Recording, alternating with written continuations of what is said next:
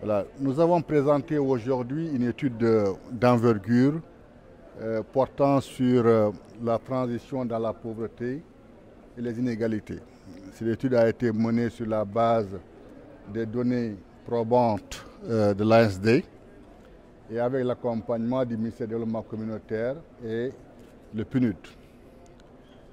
C'est l'une des premières études réalisées au Sénégal depuis ces 10 dernières années qui étudie en profondeur la dynamique de la pauvreté. C'était l'occasion, on est à quasiment 10 ans de la mise en œuvre du plan Sénégal émergent, 9 ans, au mois de mars 2023, dont l'objectif était d'abord de créer de la croissance, mais surtout de réduire les inégalités et de lutter contre la pauvreté. Donc nous avons voulu faire une photographie de l'état de la pauvreté au Sénégal et de voir les dynamiques de transition, comment un Sénégalais sort de la pauvreté et comment un Sénégalais rentre dans la pauvreté. L'étude nous a donné des résultats extrêmement importants qui a démontré d'abord qu'on a plus de, je dirais pas de chance, il y a des secteurs aujourd'hui qui concentrent la majorité des pauvres au Sénégal, des secteurs économiques, et qu'on a plus de chance de ne pas être pauvre en travaillant dans certains secteurs, notamment la restauration, le tourisme et les services. L'étude a aussi montré qu'on a plus de pauvres dans certaines régions du Sénégal, notamment les régions du sud et les régions nord-est, que dans le reste du pays. Nous a montré aussi que le pourcentage de ménages dirigés par des femmes a plus de chance de ne pas être pauvres que les ménages dirigés par des hommes. Que d'autres facteurs aussi importants, mais connus par tout le monde, que l'éducation, la santé, la résistance au choc peuvent faire basculer les Sénégalais dans la pauvreté de manière assez importante. Et que globalement, sur la période, quand même, que ce qu'avait publié l'ANSD est confirmé par l'étude en mesure où on a essayé de diagnostiquer tout cela, que le Sénégal a un taux de pauvreté qui a baissé de 5% sur la période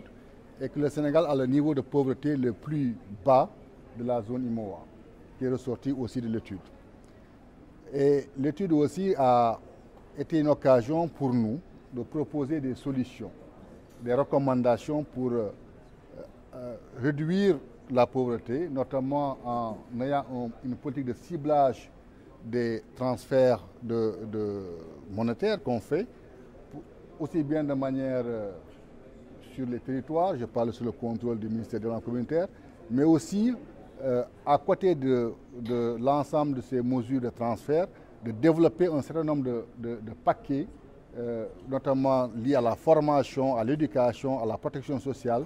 de manière à ce qu'on ait une progression plus rapide de la diminution de pauvres. Donc c'est l'ensemble de ces informations qui sont ressorties de l'étude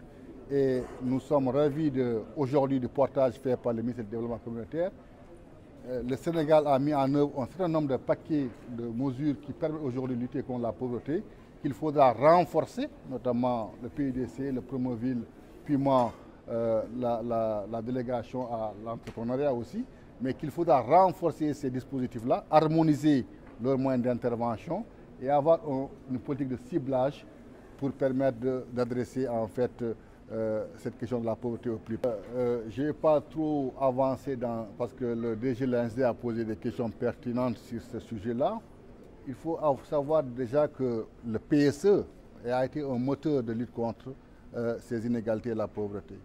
En 2014, le Sénégal a pris une décision ferme de dire que je vais harmoniser mes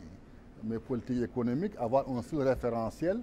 et a investi en fait des moyens assez importants, aussi bien dans la création de richesses qui favorise évidemment la réduction de la pauvreté. Il y a eu des programmes qui ont été des programmes volontaristes, notamment le PUDC, qui ont permis quand même à certaines zones de notre pays,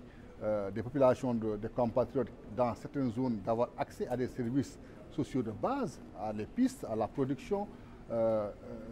à l'éducation qui a été déterminant. Et on a investi dans des institutions de formation comme la 3FPT. Autant de facteurs qui ont aujourd'hui permis de faire en sorte que